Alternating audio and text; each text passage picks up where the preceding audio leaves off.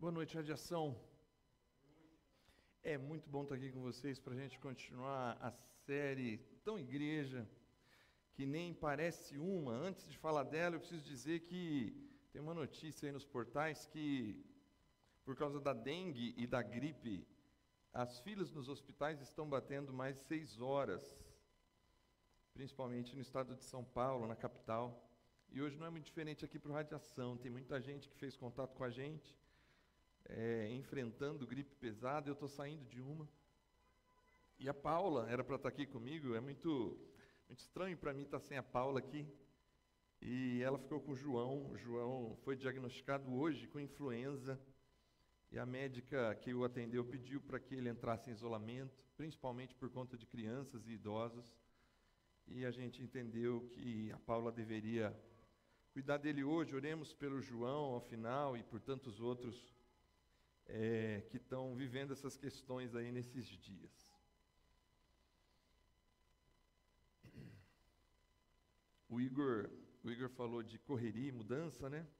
A gente também está fazendo uma mudança que a gente já queria ter feito até do final do ano passado para cá, mas aí deixo para o Tom falar com vocês depois disso no final. Esse terceiro episódio, eu queria começar por aqui, algo que é tão importante, tão relevante, tão marcante na nossa cultura contemporânea. Talvez para alguns de nós mais velhos, essas pessoas não signifiquem absolutamente nada. Mas eu ouso dizer que pelo menos um deles você conhece pelo nome e outros talvez você já viu. Esses são os influenciadores digitais que têm maior capilaridade do ponto de vista de seguidores e também que têm a maior atratividade dos criadores de conteúdo, e eles são considerados ao final do ano de 2023 como estando entre os 10 principais influenciadores do nosso tempo. Esse mundo mudou de tal maneira que a gente anda meio perdido em relação a ele. Principalmente nós, que não nascemos na era digital, que entramos na era digital, que fomos aprendendo a viver na era digital. Mas, por exemplo, para o meu filho, esse é um mundo extremamente conhecido. Não que talvez ele conheça todos ou siga qualquer um deles, mas essa é a realidade cultural do nosso tempo, a realidade de gente que nos influencia ou que influencia pessoas a tal ponto que nós o seguimos. É uma tendência cultural, faz parte do nosso mundo, inclusive para quem não são essas pessoas, mas a gente tem essa ideia.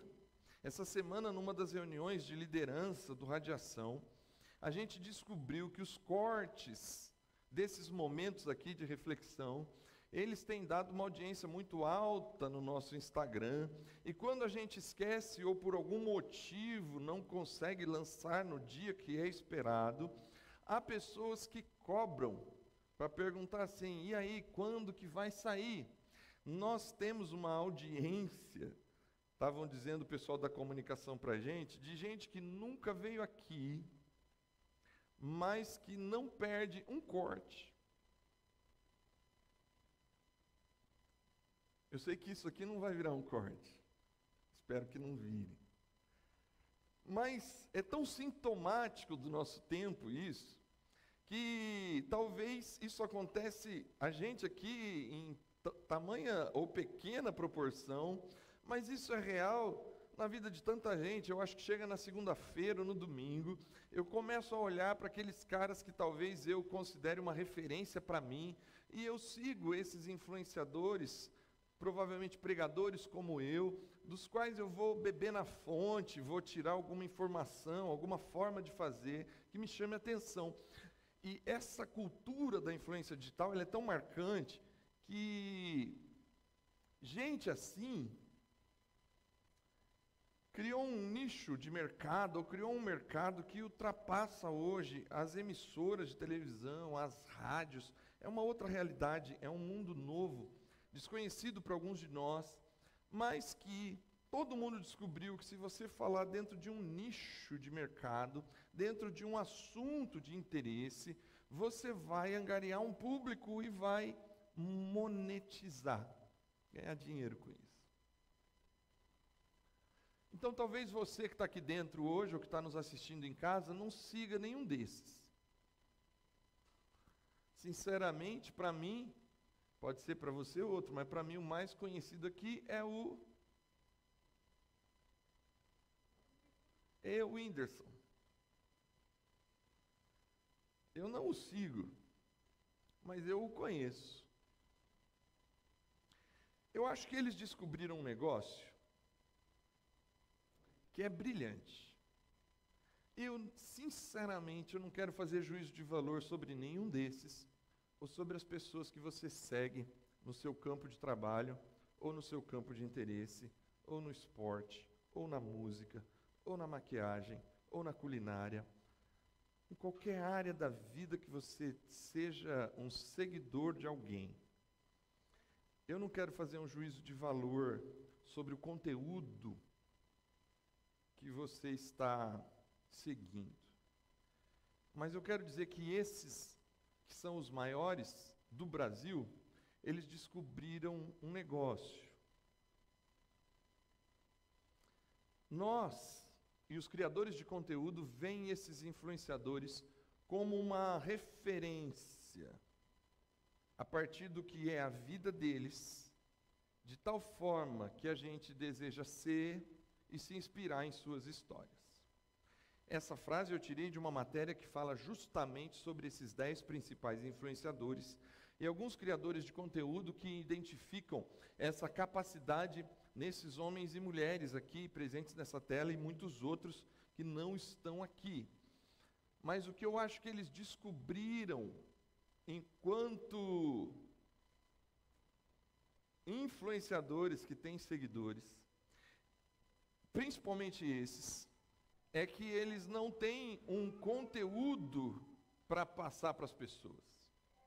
Que eles não têm exatamente um conteúdo do qual eles dominam e eles passam para as pessoas. Mas esses aqui, que chegaram no topo da influência digital da sociedade brasileira e no mundo, daqueles que são os principais influenciadores do mundo, eles descobriram um negócio que eu queria que você guardasse. O conteúdo não é o que eles falam, o conteúdo não é o nicho de mercado ou cultural que eles dominam. O conteúdo, no caso deles, é eles mesmos. Eles descobriram um negócio que mexe com a gente enquanto seguidores. A gente não está em busca exatamente do conteúdo que eles oferecem, mas de alguma forma há uma identificação pessoal com a vida, com a forma de falar, com a forma de ser, com a forma de agir. A vida dessa pessoa, a história dessa pessoa é o próprio conteúdo. E eu peço para você guardar isso por um instante, porque nessa série Tão Igreja que Não Parece Uma, até aqui a gente deu 2 passos de construção dessa tão igreja que não parece uma. Igreja, a gente definiu no primeiro episódio, é uma comunidade de acolhimento, onde nós vivemos a reconciliação com Deus e a presença de Deus. Por isso, como nós somos convidados à reconciliação, como nós somos convidados a derrubar os muros que faziam separação, como nós somos convidados à paz com Deus, essa comunidade precisa refletir tudo isso. Então, de alguma forma, a igreja não deveria ser, como às vezes ela se parece, uma comunidade de julgamento, uma comunidade de bullying, uma comunidade de agressividade e diferenciação, mas uma comunidade de acolhimento daqueles que decidem se reconciliar com Deus e viver a presença de Deus. É na comunidade dessas pessoas, na verdade, que Deus está presente. É no meio de pessoas que vêm de culturas diferentes, com situações diferentes, que se acolhem e se ajudam numa caminhada, numa jornada, é que nós construímos o que é uma igreja, que é tão igreja que não parece uma. E nós conversamos na semana passada sobre como viver essa igreja. E a gente disse, já que é uma comunidade de acolhimento, já que é uma comunidade de pessoas diferentes, de situações diferentes, de histórias diferentes, não há outra alternativa senão nós encararmos a possibilidade de viver a unidade na diversidade, de nos reconhecermos diferentes. Mas como disse Paulo aos Efésios, que foi o texto que usamos na semana passada, nós precisamos nos suportar em amor, nós precisamos ter paciência uns com os outros, nós precisamos fazer tudo o que for possível para preservar o vínculo da unidade. E nós dissemos ao final que é possível viver essa unidade a partir da ideia do serviço. Quanto mais eu decido servir os outros, quanto mais eu me coloco à disposição dos outros para contribuir para o crescimento da comunidade, mais eu consigo viver a igreja. Mas agora nós queremos perguntar, igreja, um lugar para ir ou um modo de ser? Eu acho que os 2 episódios já ajudam a nos esclarecer. Eu tentei desconstruir a ideia de que igreja como um lugar, ou mesmo a ideia de uma igreja como um clube de pessoas, mas a igreja como essa comunidade de acolhimento. Mas eu acho que a gente precisa perguntar sobre a nossa identidade. Se é isso, o que significa ser igreja. Enquanto essa comunidade, nós vamos em algum lugar para expressar essa comunidade, ou nós somos essa comunidade aonde estamos. E aí, para isso, eu quero usar um texto de Jesus, que está presente no Evangelho de Mateus, para que a gente possa refletir rapidamente sobre esse tema. Então, Jesus chegou perto deles e disse: Deus me deu todo o poder no céu e na terra.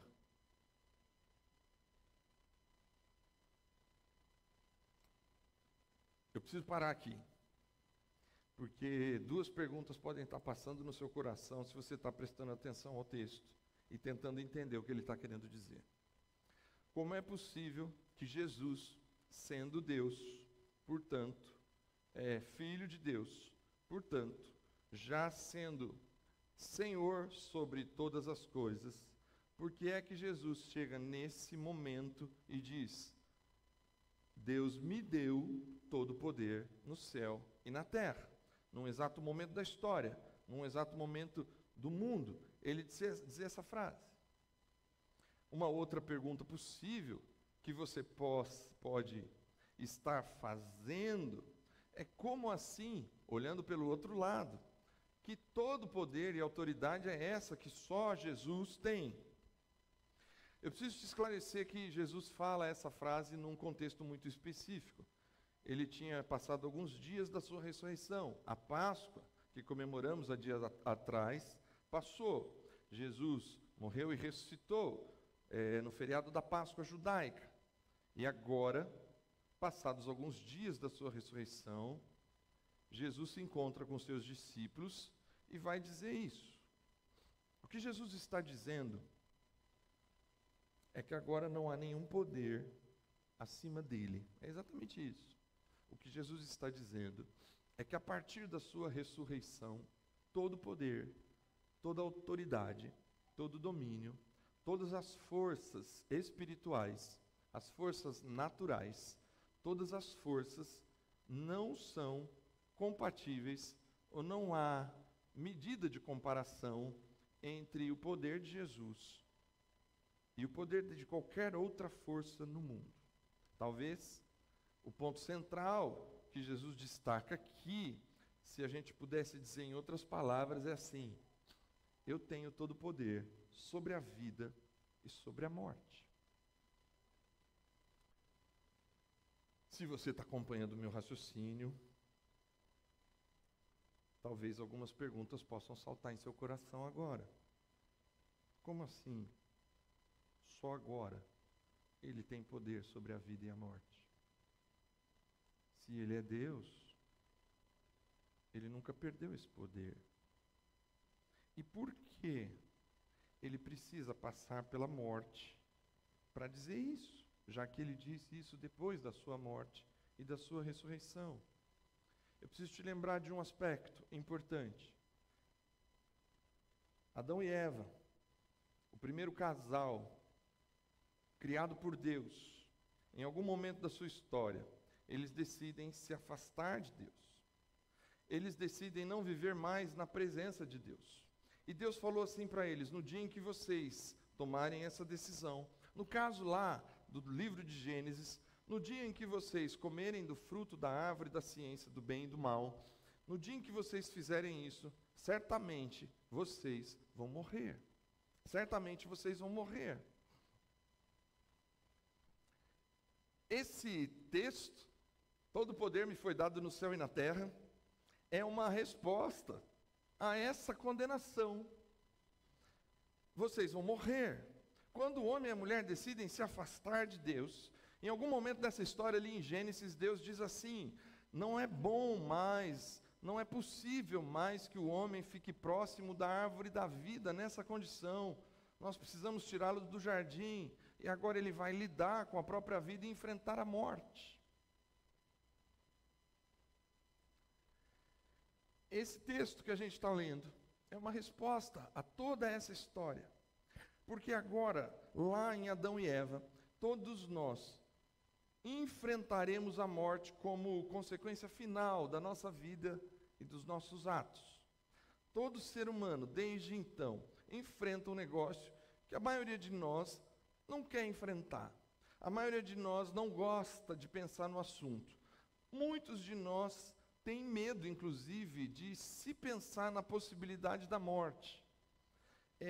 Morrer é um negócio tão estranho à existência humana que nos dói de pensar e nos faz sofrer quando imaginamos as pessoas que perdemos.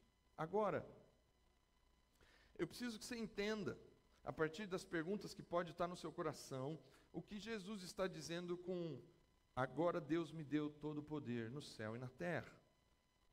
Ele resolveu o problema da morte, através da sua morte e da sua ressurreição. Não há mais poder capaz de alcançar seres humanos, de destruir seres humanos, a não ser o próprio Deus, dono da vida e da morte. E aí a última pergunta que eu quero imaginar que talvez alguns de vocês possam fazer é mais ou menos assim: por que ele deixou tudo isso acontecer? Por que ele não resolveu antes disso acontecer? Ou por que, ao acontecer, ele já não deu um fim nessa história e começou uma nova história para que a gente não tivesse que passar por tantas coisas que o cristianismo diz que é consequência desse ato do homem de rebeldia, de querer viver longe de Deus? Por que que a gente já não resolveu isso faz tempo? Porque a gente vive ainda nessa luta contra a doença, contra a morte, contra o sofrimento, contra a tristeza, e a gente vive enfrentando essa realidade. Por que Deus, se Ele é tão poderoso, por que Ele não fez isso? Por causa daqui. É nesse momento que todo poder volta à mão de Jesus, poder sobre céu e terra, um poder que ultrapassa qualquer outro poder. Porque se Deus não fizesse assim, Deus não seria reconhecido nas Escrituras como um Deus de amor. Se Deus não fizesse assim, Deus não seria possível reconhecê-lo nas Escrituras como a possibilidade de homens e mulheres tomarem decisões por conta própria. Se Deus fizesse assim, é só você pensar na sua própria história, na sua própria vida, na vida da sua própria família. Eu não vou falar sobre casamentos, porque casamentos, por vezes, eles são destruídos justamente ou injustamente. Mas é impossível, é inconcebível para um pai e uma mãe imaginar que um erro grave de um filho, a gente vá abandonar esse filho, destruir esse filho e ficar só com o filho que faz tudo correto. Não, você errou demais, vai embora, você não é meu filho, eu vou ficar com esse aqui que é bonzinho, ou eu vou fazer outro para tentar que não cometa o erro que você cometeu. Não, é inconcebível, porque a gente vai lidar com aquilo a vida inteira e vai tentar ajudar aquele menino ou aquela menina a rever a sua história. É isso que Jesus faz. Jesus, Deus Pai, Jesus, o Espírito Santo se colocam diante desses filhos e filhas, Adão e Eva e todos os outros, alcançando até nós. e fala assim: fazer de novo, como se nada tivesse acontecido, é uma inconsequência muito grande, é uma falta de amor muito grande. A consequência está dada. Então agora Jesus faz o que a gente não podia fazer, ou melhor, faz o que deveria ser a única coisa que nos cabe nessa vida longe de Deus. Jesus morre a nossa morte. Ao morrer a nossa morte, Ele conquista o poder de novo de oferecer vida. Não é uma magia, não é uma história mágica, não é uma coisa que, como se fosse um feitiço de Harry Potter, que com as palavras certas, o jeito certo, reverte uma maldição. É amor. É a capacidade de Jesus de amar de tal maneira que Ele ocupa o nosso lugar. É diferente, o que Ele está dizendo assim, é mais ou menos assim: eu resolvi o problema que vocês criaram, e agora está na mão de vocês viver uma nova vida. E aí Ele diz, portanto, vão a todos os povos do mundo e façam com que sejam meus discípulos, meus seguidores, batizando esses seguidores em nome do Pai, do Filho e do Espírito Santo, e ensinando-os a obedecer a tudo o que tenho ordenado a vocês. E lembrem disso, eu estou com vocês todos os dias até o fim dos tempos. Ele está dizendo agora assim, já que eu resolvi o problema, já que eu amei vocês de tal maneira, agora eu ofereço uma possibilidade de uma nova identidade, uma nova maneira de viver. De novo, não é forçado, de novo, não é obrigatório, mas mais uma vez, é fruto do amor de Jesus, que agora diz assim: vocês vão viver uma nova existência. Eu chamei a igreja no primeiro episódio de nova comunidade, mas agora eu preciso dizer para você que o único verbo presente nesse texto, que tem uma ordem de Jesus, é a ordem de fazer seguidores, como a nossa cultura. Façam seguidores. Se isso faz sentido, é porque eu sou um influenciador para ter seguidores, ou eu sou um outro seguidor que faz novos seguidores para o grande influenciador, para aquele que pode oferecer uma nova maneira de viver. Então, nesse sentido, você não vai à igreja. Nesse sentido, a igreja não é um lugar que a gente vá, mas é uma nova vida que a gente vive, é um novo jeito de ser. E Jesus diz assim: como é que é um seguidor? Como é que é ser? Como é que eu me identifico com a ideia de ser um seguidor, de ser igreja? Ele usa 3, sei que é chato português, mas o único verbo que está no imperativo nesse texto é façam discípulos.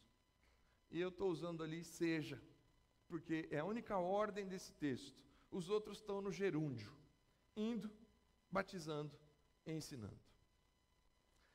Eu posso afirmar que ser igreja é muito mais do que ir a uma igreja, porque ser igreja envolve ir. O texto de Jesus diz assim: portanto vão. Uma outra tradução possível é assim: por onde forem, enquanto vão, enquanto estão indo, na vida de vocês, na maneira como vocês vivem, sejam seguidores. Vivam a vida de tal maneira que a vida de vocês seja encharcada por esse relacionamento aonde vocês forem. Não há uma possibilidade de ser discípulo de Jesus indo a uma igreja no final de semana. Não há a possibilidade de ser discípulo de Jesus assistindo um rio de um corte de um pastor, seja lá quem for. Não há a possibilidade de ser um seguidor de Jesus cumprindo algumas coisas que você acha que podem te fazer um ser humano melhor, se você não estabelecer um relacionamento de que aonde você vá, por onde você passe, aquilo que você faça, a escola que você estuda, o trabalho que você tem, os lugares que você frequenta, os lazeres que você tem, se não houver a compreensão de que você está seguindo a Jesus. Seguir a Jesus, ser um seguidor de Jesus, ser igreja, envolve relacionamento, envolve a capacidade de estabelecer um relacionamento com Jesus. Quais são os marcos do seu relacionamento com Jesus? Nós estamos aqui. Muitos dos nossos amigos e irmãos não puderam vir, mas você está aqui. Quais são as suas marcas de relacionamento com Jesus? Pense bem como você se relaciona com os seus influenciadores digitais. Pense bem como você se relaciona com a pessoa que você ama. Pense bem como você se relaciona com o seu filho. Pense bem como você se relaciona com o seu time de futebol. E olha que anda difícil para mim nos últimos tempos. Quando parece que acerta, dá algo errado. E agora a nossa esperança é um argentino.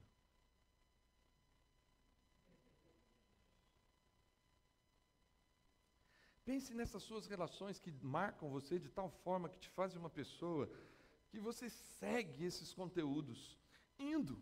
A proposta de Jesus é assim: agora eu ofereço para vocês uma nova comunidade. Agora eu ofereço para vocês a possibilidade de viver a nova humanidade, uma nova ordem social. E você vai viver ela em unidade e em serviço. Só que nós ainda continuamos na nossa cabeça imaginando, tá bom, então, cada vez que eu for naquele lugar, cada vez que eu estiver com aquelas pessoas, eu vou tentar suportar quem está ali, porque eu aprendi que eu tenho que viver em amor, mesmo tendo umas pessoas difíceis, e eu vou achar uma área de serviço para mim, e a gente continua na impressão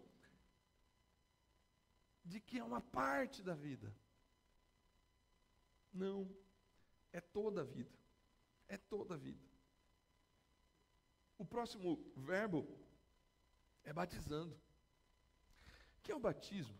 Senão a confissão pública do reconhecimento de que Jesus é importante na sua vida, é Senhor da sua vida.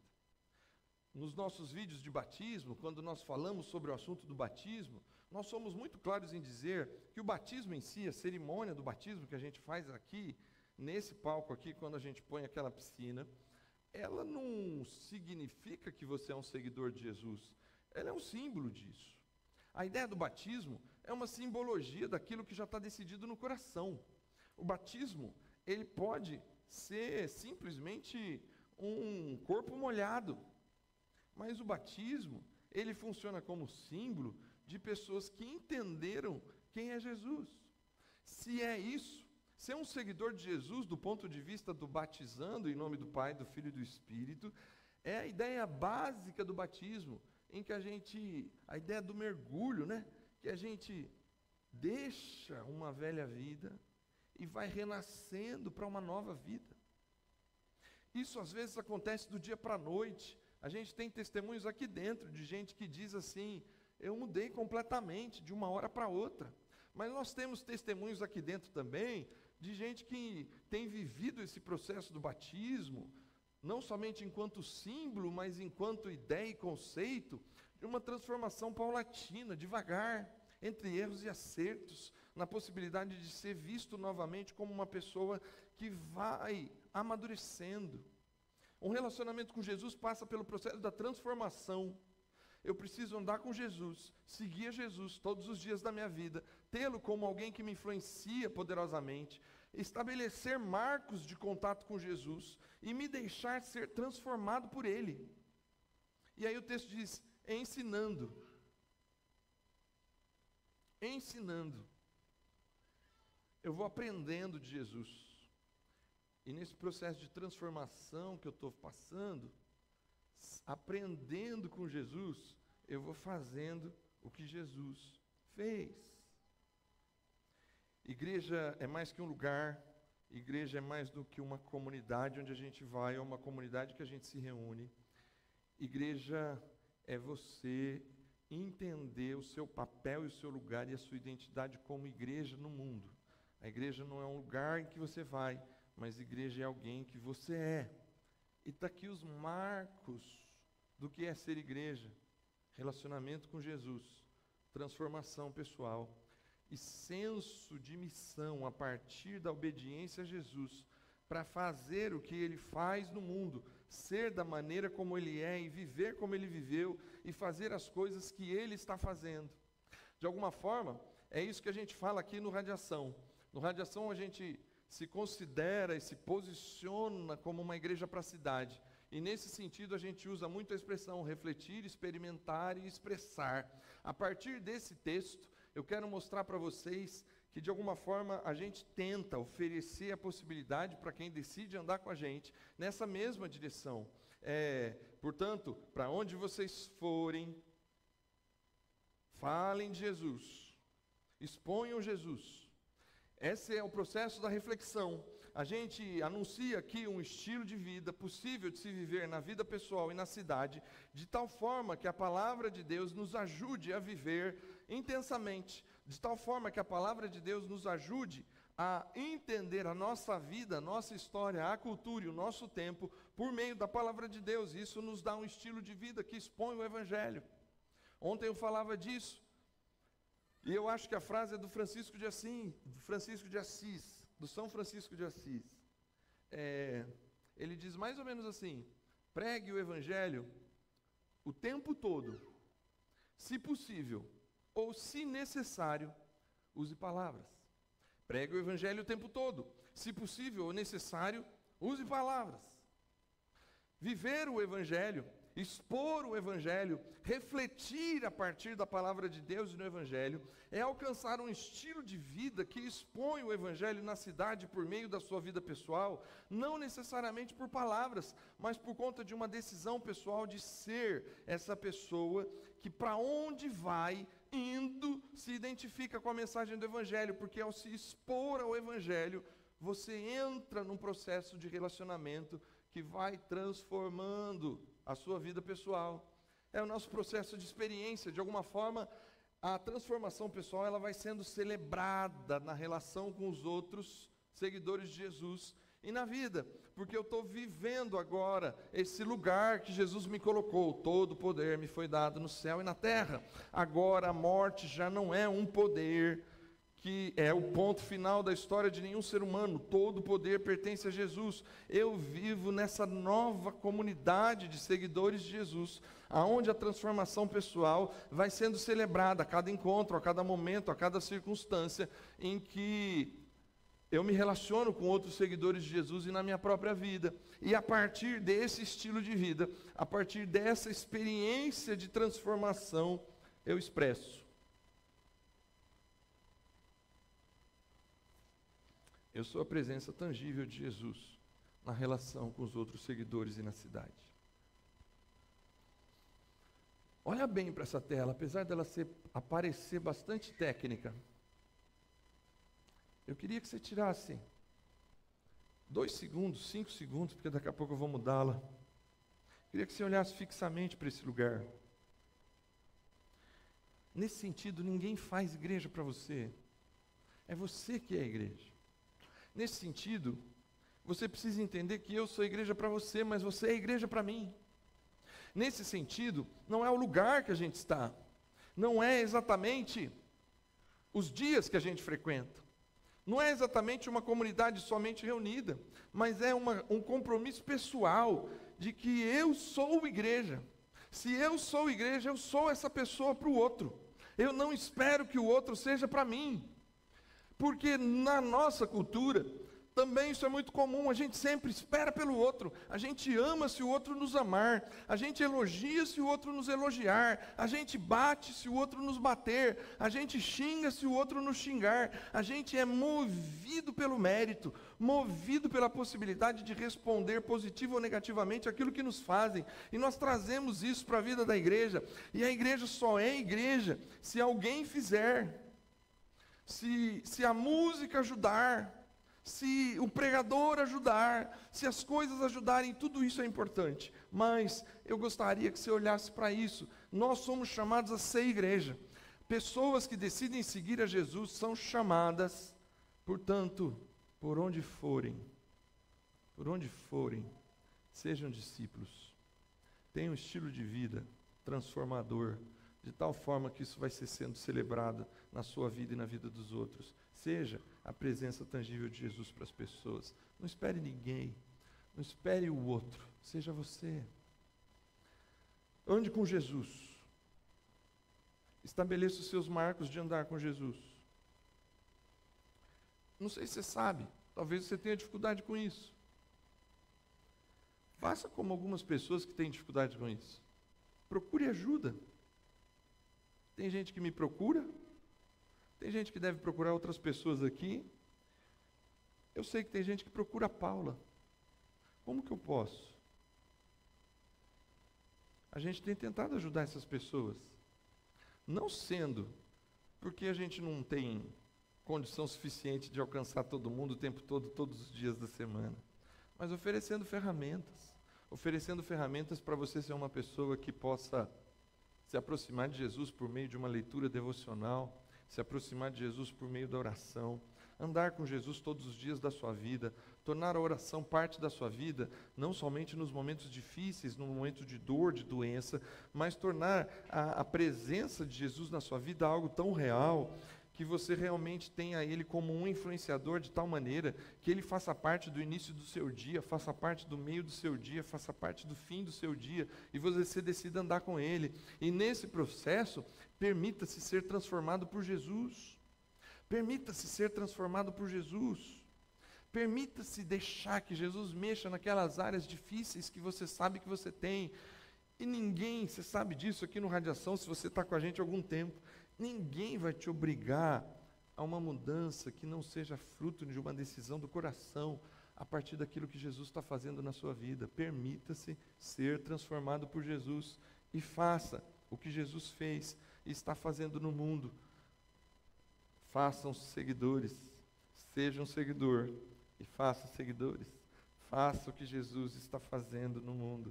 Seja essa pessoa que leva o estilo de vida de Jesus, a transformação de Jesus, por meio do que você faz, por meio da sua atividade, por meio da sua postura, por meio do seu caráter, por meio das suas palavras. Esses são os pilares que nós acreditamos muito aqui no Radiação. Nesses pilares a gente tem tentado construir isso a partir dessa conjugação, de ter momentos aqui de reflexão e experiência com a palavra de Deus, momentos em que a gente se reúne como comunidade, e essa é a importância desse tipo de reunião. É a hora que a gente se junta e juntos agradecemos, juntos adoramos, juntos temos esse momento em comunidade para viver a possibilidade da transformação e do contato com a palavra de tal forma que todos nós sejamos impactados por isso. Esse é um dos pilares que você precisa ter atenção. Você que está em casa, você que não está com a gente hoje, e você que está aqui, faça um compromisso pessoal de sempre que possível você viver esse processo da reflexão e da experiência em família. Viva isso. Aproveite esses momentos de andar junto uns com os outros. Um outro pilar, o pilar da experiência, diz que a gente precisa andar com outras pessoas. E no processo do ser como Jesus que a gente vem construindo esse ano, daqui a pouco isso vai te alcançar. Nós entendemos que está claro para a gente que nós precisamos andar com grupos pequenos. Nós precisamos nos aproximar de outros seguidores de Jesus e andarmos juntos.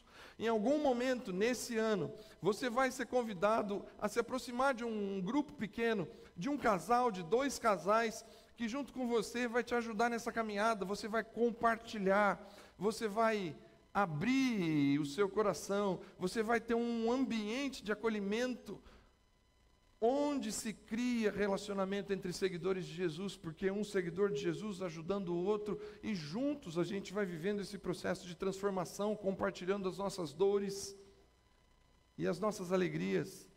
E por fim, se um pilar é estar presente juntos aqui nesses momentos de reflexão e experiência, se o outro pilar é a possibilidade de você se aproximar de pessoas para andar junto delas, pessoas que você vai encontrar acolhimento e compartilhamento da vida e da ideia de ser um discípulo de Jesus, é importante que a gente se coloque à disposição do serviço, porque se a gente faz essas 3 coisas, a gente cumpre O que é ser igreja?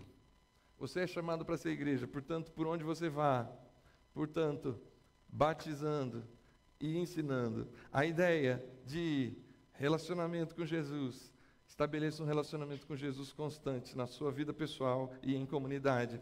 Estabeleça um relacionamento transformador a partir de pequenos grupos, poucas pessoas que juntos têm um processo de acolhimento e compartilhamento da vida.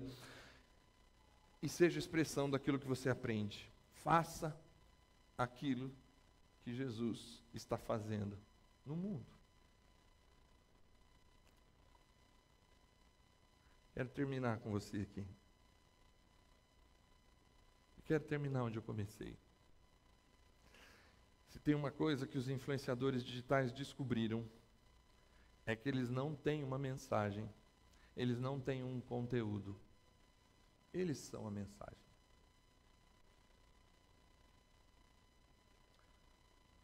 Eu sei que é estranho, mas tem alguma coisa que você pode aprender com os influenciadores.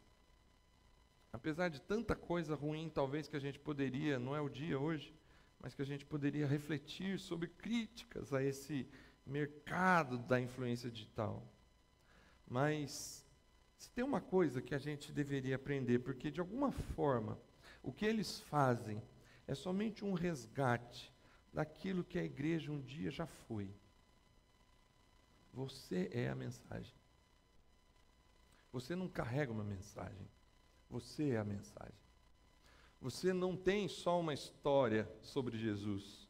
Você mesmo é a própria presença tangível do compartilhamento dessa história. A sua própria vida agora faz parte dessa história e você é a mensagem. Igreja não é algo parado, não é um monumento, é algo em movimento, é algo que acontece na sua própria vida e você não precisa e não deveria depender de ninguém, a não ser do próprio Jesus, do seu relacionamento com Ele, da transformação que Ele oferece e da sua firme decisão de servir, porque na hora em que cada um de nós fazemos isso, enquanto comunidade, eu e você somos a mensagem. Eu e você somos a mensagem. A nossa diferença para os influenciadores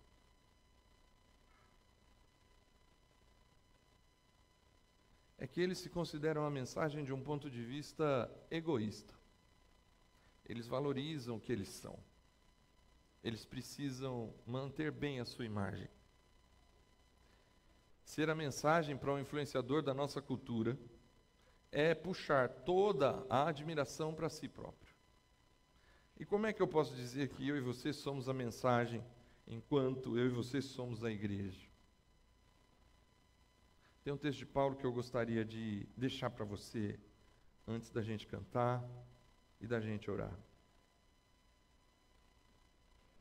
Todo poder me foi dado no céu e na terra. Portanto, agora, por onde vocês forem, façam discípulos de todas as nações e culturas, seguidores entre todas as pessoas. Esse poder que foi dado a Jesus, a gente não tem esse poder. A gente só se identifica com Ele. E identificados com eles, nós não nos tornamos influenciadores ao modo da nossa cultura, mas nós nos tornamos seguidores de Jesus, que fazem seguidores de Jesus.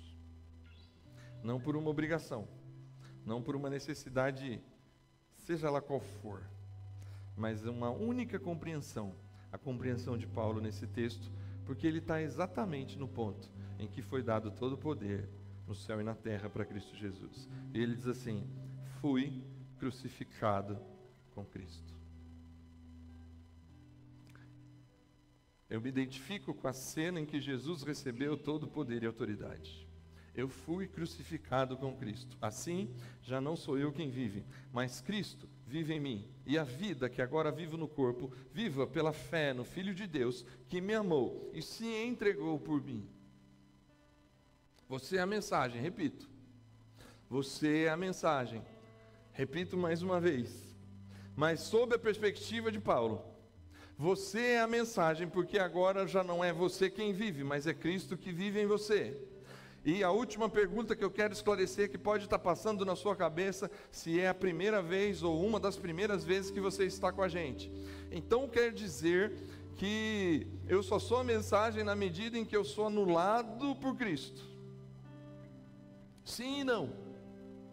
Já não sou eu quem vive, mas Cristo vive em mim. Não significa a anulação da sua personalidade, de quem você é, do seu caráter, do seu comportamento, de você como pessoa. Jesus não te anula como pessoa.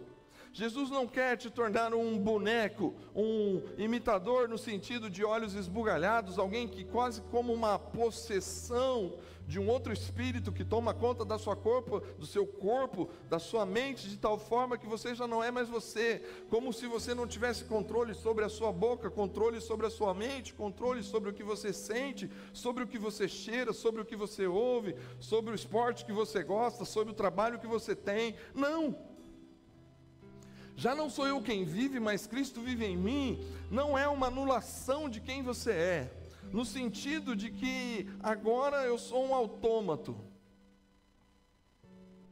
Um autômato que meio que um robô, que vai para lá, vira para cá, vira para lá, dorme, dorme. Não, nunca foi assim. Por isso a história de Adão e Eva, por isso a história da cruz. Por isso Jesus tem construído um caminho de amor, um caminho que envolve a igreja, e um caminho que envolve a sua decisão, e a decisão de já não sou eu quem vive, mas Cristo vive em mim, está na frase anterior. Eu fui crucificado com Cristo. Ele decide se parecer com Jesus, ele se identifica com o que Jesus fez na cruz, e agora já não é mais ele que vive, mas é Cristo que vive nele, é o que ele fala, e é o que ele nos convida a falar na nossa própria vida. Já não sou eu quem vivo, mas Cristo vive em mim. O que ele está dizendo é mais ou menos assim: eu já não vivo mais debaixo do poder da morte, mas agora eu vivo debaixo daquele que tem poder sobre céu e terra. Eu vivo debaixo da vida. Então agora já não sou eu quem vivo, porque se fosse só a minha vida, ela estava caminhando para a morte, mas é Cristo que vive em mim, e a vida que agora eu vivo é a vida do Filho de Deus, que me amou e se entregou por mim. É uma decisão pessoal. Você é essa mensagem, você é essa identidade de igreja, que se coloca diante dos outros, não somente com um conteúdo para falar para os outros, mas a sua própria vida. Você constrói a sua própria vida em Jesus, em relacionamento, em transformação e em serviço.